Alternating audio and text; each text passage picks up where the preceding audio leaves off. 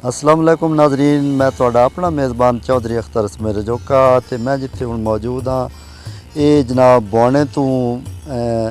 Government degree college boys इनकी back side ते road है जिहड़ा कि बग्गा आहमद वाला जांदा पिया जिंदा तकरीबन फासला तकरीबन 7 किलोमीटर है।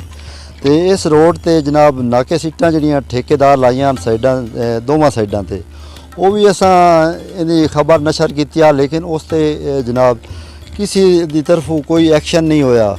ठीक है, तो असी नाजरीन नूं भी कहिंदे पे हैं तो जिहड़े आला अफसरान ने उन्होंने भी नोटिस गल लियाना चाहते हैं बई ये रोड की जिहड़ी मेरा अगर कैमरा मैन विखा सके ना तो वह विखाई सी बई रोड के दोवां साइडां ते जिहड़ियां नाके सीटां लगियां वो जनाब दबी गई तो उत्ते हुण खाका भी सटी गया तो ठेकेदार इहो ही सड़क बनावनी है ना वो सड़क जनाब बैठू पट्टी है बई पट के लेवल इक्को जिहा करदा कुछ भी नहीं सू कीता ते उल्टा जनाब वो खाका सट के ते अपना हुण काम शुरू करना ते फिर ये सड़क बना के ते हुंदा की कहंदे बई ये जिहड़े ठेकेदार ये सड़क बनाइंदे नो नाकिस तरीन मटीरियल लेंदे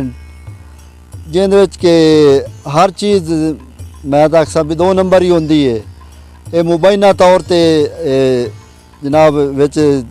हर चीज़ का इस्तेमाल होंदा है नाकिस चीज़ों का क्योंकि जदों अस इट्टां की खबर नशर की वो भी 2 नंबर जी इट्टां जिहड़ियां कि साडे नाल ही बट्ठा है इस तू गईयां नो। ठीक है, तो जिहड़ी आला अथार्टी वो जनाब जागे तो फौरी एक्शन लवे तो इस ठेकेदार के खिलाफ